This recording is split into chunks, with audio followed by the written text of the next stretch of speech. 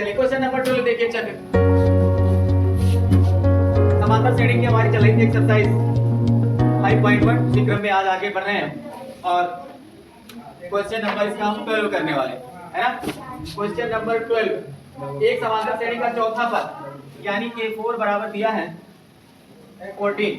ये question number 12 exercise 5.1 समांतर श्रेणी। समांतर श्रेणी और चौथा पद के बाद कौन सा दिया है? 12वां पद 70 यानी a12 इक्वल टू 17। तो क्या करना है? तो इसका 10वां पद ज्ञात करना है। a10 बराबर क्वेश्चन मार्क। सवाल है आपके सामने क्वेश्चन नंबर 12 कह रहा है कि एक समांतर श्रेणी का चौथा पद 14 है और 12वां पद 70 है। तो आपको इस समांतर श्रेणी का 10वां पद ज्ञात करना है ना। तो 10वां पद ज्ञात करने के लिए क्या करेंगे? सबसे पहले आपको पता है कि जो nवें पद का सूत्र होता है वो था a plus n minus 1 into D है ना। आयुष सो गए? तो इधर देखो ना। नहीं ना ना यही तो गलती करते हो। जब हम पढ़ा रहे हो तो नजरें जो है ब्लैक बोर्ड पे होनी चाहिए। जब हम ना पढ़ा रहे हो तो आप आकांत फोकस करें, ठीक है। हमने आपसे कहा कि हमारे पास nवें पद का सूत्र है a plus n minus 1 into D. हमें कौन सा पद दिया है? चौथा। तो हम यहाँ n बराबर 4 रख दें। n बराबर जब 4 रखोगे तो a4 बराबर a प्लस 4 की जगह रखोगे तो यहाँ 4 माइनस 1 और d हमें पता नहीं। तो a4 का मान कितना है? 14 बराबर a का मान हमें पता नहीं, वही हो गया 3d इक्वेशन 1।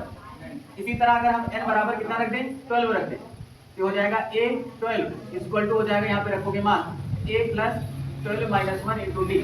a12 का मान दिया है 70 बराबर a प्लस 11d। समीकरण 2 हो गया।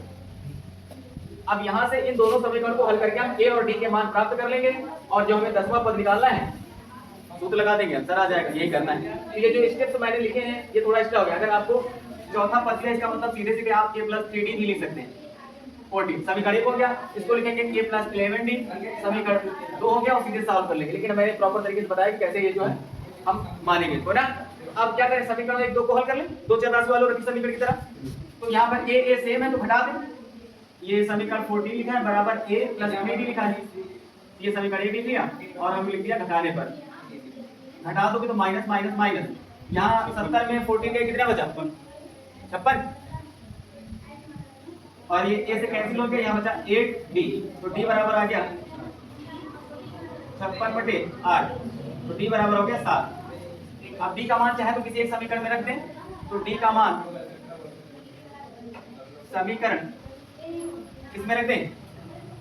1 में रखने पर तो समीकरण 1 में d का मान रखेंगे 14 बराबर कहाँ चला गया? तो 14 equal to a plus 3 into d का मान कितना है? 7। तो 14 a प्लस 21 उधर उठा के लेते हैं। 14 माइनस 21 इक्वल टू a बराबर कितना हो जाएगा? 7। माइनस का वो भी आएगा, माइनस का ज्यादा है ना। तो बड़ी वाली संख्या में छोटी संख्या घटाओगे तो d का मान आ गया -7। अब हमें कौन सा पद चाहिए? a10। तो a10 बराबर होगा a प्लस a का मान -7 और प्लस n माइनस 1 n की जगह रखो 10 माइनस 1 और d का मान कितना निकाला है? 7 है। दोनों साथ ही साथ है क्या? -7 प्लस यहाँ हो गया 9 और 9 का 7 से गुणा करोगे 9 7 तो -7 प्लस 9 63। तो कितना बचेगा? 3 गए 56 है सब कुल मिला के।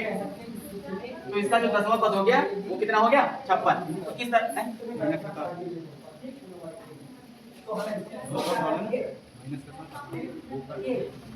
ये तो भाई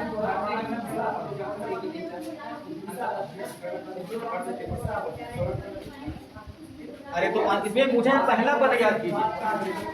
10वां मैंने किसका पढ़ लिया था? ये अरे क्वेश्चन नंबर 13 है। तो इसका 10वां पद नहीं याद करना है, इसका पहला पद याद करना है। तो प्रथम पद कितना हो गया? a का मान कितना आया? चश्मा लगा लिए थोड़ा सा बाहर से करके आना पड़ लिए। चलो ठीक से फिर से एक बार समझते हैं कि सवाल है कि एक समांतर श्रेणी का चौथा पद 14 है और बरहमा पर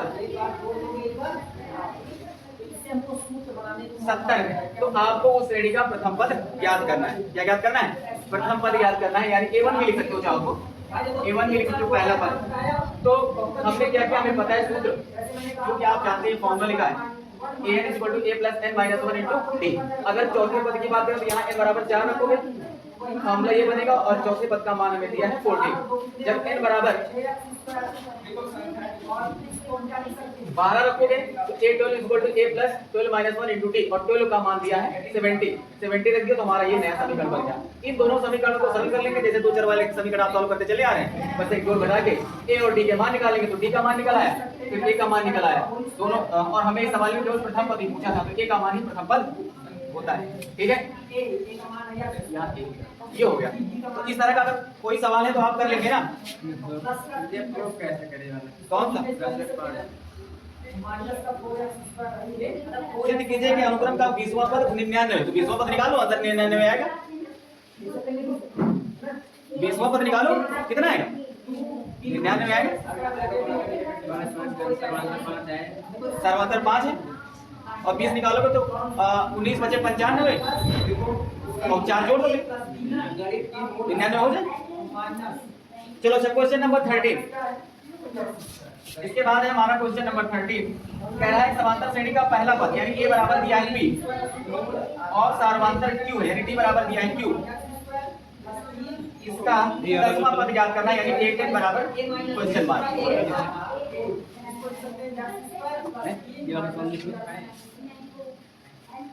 अच्छा हाँ, नोट करो ना,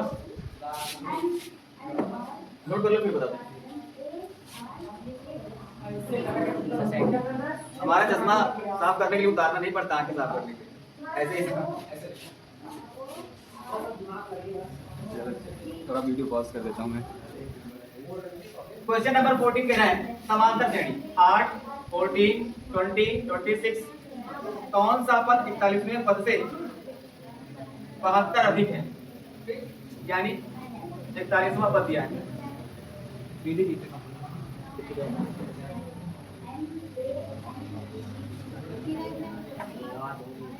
18, 14, 20, 26। अच्छा इसमें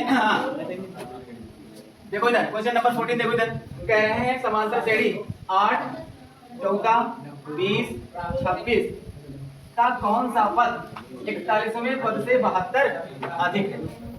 कौन सा पद 41वें पद से 72 अधिक है। तो सबसे पहले क्या करेंगे, 41वां पद को निकालें और उसमें 72 जोड़ देंगे तो वो पद निकल आएगा।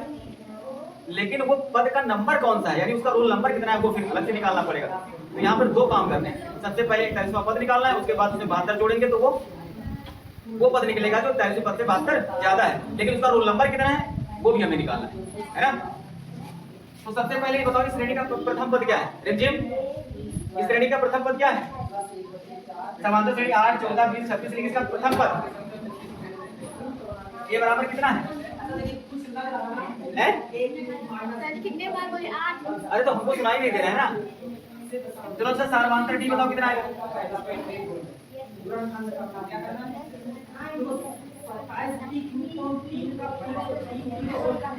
उठाओ उठाओ जल्दी उठाओ।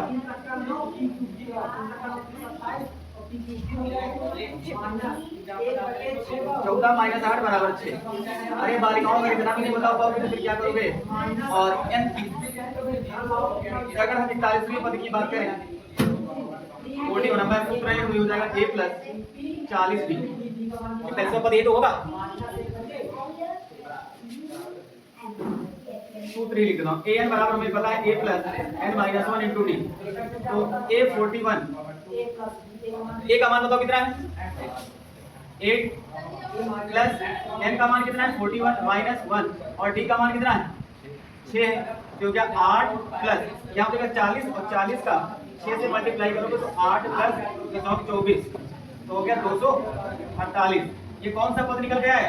41वां पद। लेकिन हमें पद का कौन सा ज्ञात करना है जो इससे 72 ज्यादा है। तो वो वाला पद क्या होगा? कौन सा? तो यहाँ मान लेते हैं माना कौन सा पद है? एनवा पद। तो मान लेते हैं माना एनवा पद 72 आदि। तो हमें n का मान निकालना है। तो यहाँ से an बराबर क्या हो जाएगा? 248 से कितना जाता है? 72 जाता है। तो ये हो जाएगा 8 तो 10 7 4 11 12 320। यानी वो पद तो होगा 320, लेकिन इसका रोल नंबर कितना होगा? मतलब वो कितने सीरीज में कितने कौन से नंबर पे बैठा है, वो हमें भी निकालना है। बात है 320 से तो हमें पता चल गया। तो हम फिर से फॉर्मूला लगा देंगे यहाँ an वाला फॉर्मूला। तो इधर लिख देंगे a plus n minus 1 into D बराबर 320। a का मान है 8, n का मान हमें निकालना ही है और d का मान है